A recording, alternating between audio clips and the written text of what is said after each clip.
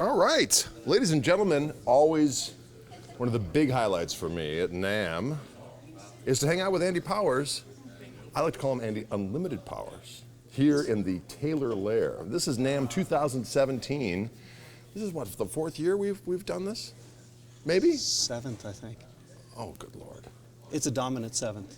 So anyway, we're here in the Taylor booth to talk about some new guitars. I'm here to ask Mr. Greg some questions. So All right. Greg, what I'd like to know, when you first picked up a guitar, what was that experience like? Well, it was daunting because I wanted to know how to play it so bad, but it just seemed like this endless Well, why myriad did you of want to play it? Jimi Hendrix, the end. Okay, that's fair. Well, you know what? I think my brother was the oldest. I was the youngest. It was 7 kids. And so I had to room with him because there were 5 girls in between. So you can imagine it was a downer for my brother. But I was exposed to music that I probably shouldn't have gotten into had I been more consistent with my generation. So it was all, you know, Cream and Hendrix and James Gang, all that kind of stuff. Yeah, Zeppelin. So, yeah, exactly. And so guitar players were king. So when your older brother is like, you'd go into the room and he'd be sitting in front of the record player and what are you listening to? Eric Clapton, Jack Bruce, and Ginger Baker. So you're like, the guitar player is the coolest person in the world, right? So I wanted to play like that in the worst way. So I actually borrowed a guitar from this girl up the street who was a friend of my sister's. It was this nylon string guitar, and I learned this chord. And, I tried to do every song I possibly could, but they were like, you know what I mean? Totally.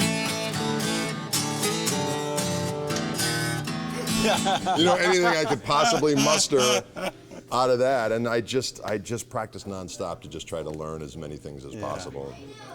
But it was glorious. I mean, I just wanted it. And you enjoyed it. Yeah, absolutely. Now, what would your life have been like if you hadn't been a guitar player? Would you be in jail? The word prison comes to mind. Well, what's interesting is that my dad's a lawyer, and all. You would have gotten out then. You're fine. Exactly. You'd make bail. See, excellent. Yeah. So I don't know. I probably would have done something far more boring, but no, it was just destined. You're more productive, maybe. Well, it's hard reproductive, certainly. 4 kids later. Wait a minute. But yeah, I mean, once I started playing guitar, a little OCD. I think we all kind of are, right? A little left of center, we'll say. Yeah. So I was bound and determined. Okay. And once I started playing, everything else was insignificant. Yeah. Academics, not so much, and much to the chagrin of everyone around me. But I was like, this is what I'm going to do. This is it's written in the scrolls. Yeah. Because to me, one of the things that's most important is I want people to be playing music. I want kids to get into playing Cream tunes. Yes. I want them to be listening to Jack Bruce, Ginger Baker, Eric Clapton. Like, I know, don't get me going. But that's really important to me. And whether somebody can play well or play poorly, I don't think that really matters that much. I mean, sure, we want to do well, but the most important thing is I want somebody to be playing music. Right. Okay.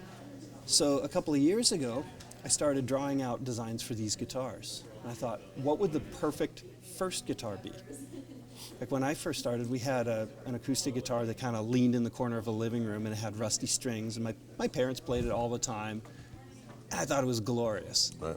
But it wasn't an easy thing to get around on. And so I thought, okay, well, I'll make a list of things I want in a perfect first guitar. This guitar's got to be easy to hold. Like the first time you pick it up, it's awkward. Right. You feel weird. It's weird. You don't know how to hold the thing. So I made the bodies a little smaller. Put an armrest on it. So it naturally puts you in kind of the right holding posture. Yep. Little shorter string length. Makes the frets a little closer together, a little less string tension. So it's a 24 7/8 scale. A little more slender neck so you can get your hand around it. All those things, really low action, a good neck feels good. that actually plays. Right. It's not too precious, not too expensive. Right. It's kind of durable. This person doesn't know how to take care of a guitar yet. Right. So, this is a guitar that's meant to go places. So I started working on these. They're like minimalist guitars. They're trying to build something that encourages people to play music. We're trying to take down some of the barriers to entry. Because, like I said, I want more people playing music instead of, whatever they spend their time on nowadays. Right. Phones and games and Stranger Things. Yeah. Well, that's a good show. I know, but I just think that's a good thing. Yeah. And so Absolutely. that's what these guitars are. We call them the Academy Series or A-Series guitars. And it's 3 basic models. There's one that, the way I think of it is a guitar I play with a pick, one that likes fingertips, so you play with fingertips, and one with nylon strings.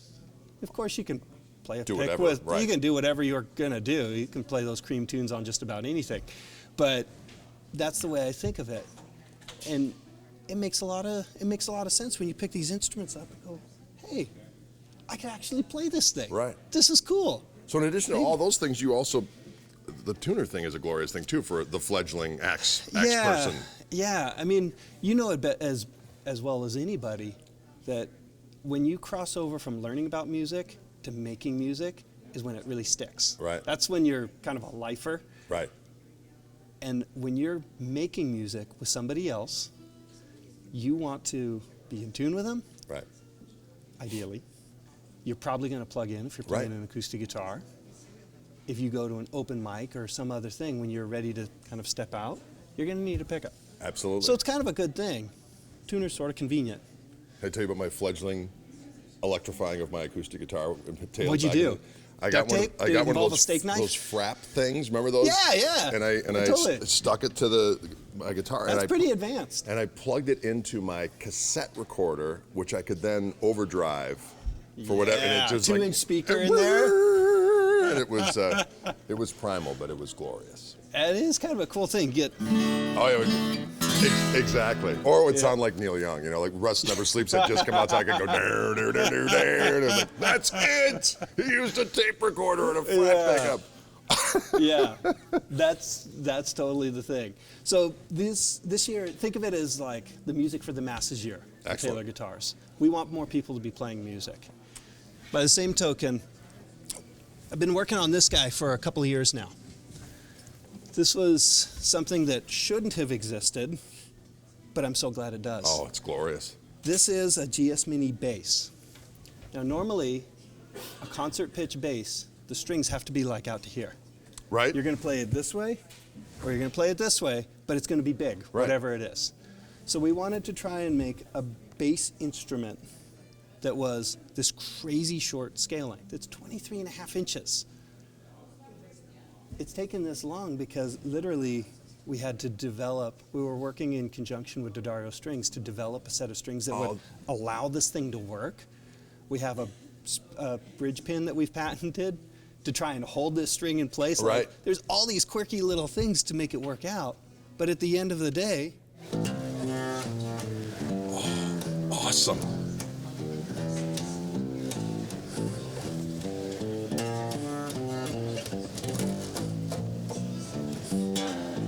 Sounds great. It's like the perfect guitar player's bass. Right. It's a bass for the guitar player who's sitting on their couch, who's making demos. Right. About halfway through building it, I realized, man, this isn't just the guitar player's bass. This is like a fresh voice for a bass player. Exactly. This is the bass that you take on your band's bus when you're doing vocal warm-ups. Yeah. And then a while back, I was at my home shop, and my son wanders in. And he picks the thing up, and he's 6 years old, and he starts playing it. I go, my gosh, this is the perfect, first instrument for a kid. You don't even have to play chords. You just play single notes, and you're in the band. Exactly. You're good. Exactly. 2 strings, you're making a living. You're there, man. 1 in 5. Exactly. You're on. But because it's so physically easy to play with this short scale, these small body, this really low tension, real low action, it's easier than a guitar to actually play it. Very interesting. That's totally cool. Yeah, so this is a fun thing. We're excited to be introducing it. Awesome. So all things that are very affordable, meant to inspire the fledgling, or the recently divorced. the musicians who are a little short on cash. Yes, which happens. I don't know why. It's not like it isn't it's a burgeoning industry. Musicianship in the United States. It is. I mean, how many gigs have you shown up where the rest of your band members come up and you look at the car and go, really? You made it here in that? I go, yeah, that's life. That's how things go, you know? And they pull out an instrument that's worth more than the whole fleet of vehicles that they arrived in. So I go, music, it's too important to leave up to the professionals. That's the idea. Yeah. I think everybody should be playing a guitar, and if we can take down some of the barriers to playing a good thing, then it's worth doing. I like it. I like the thought of it and the execution of it. Ooh. Oh!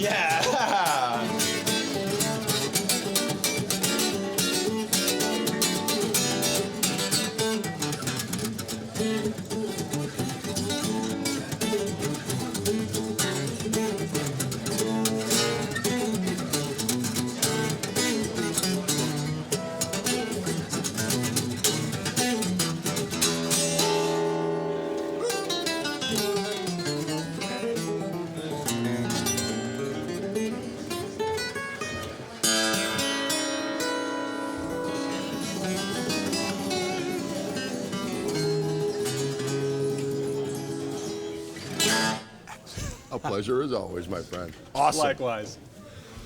Gregory Cockery here with the mighty Andy Powers in the Taylor Lair NAMM 2017. Thanks for tuning in for Wildwood Guitars. We're out.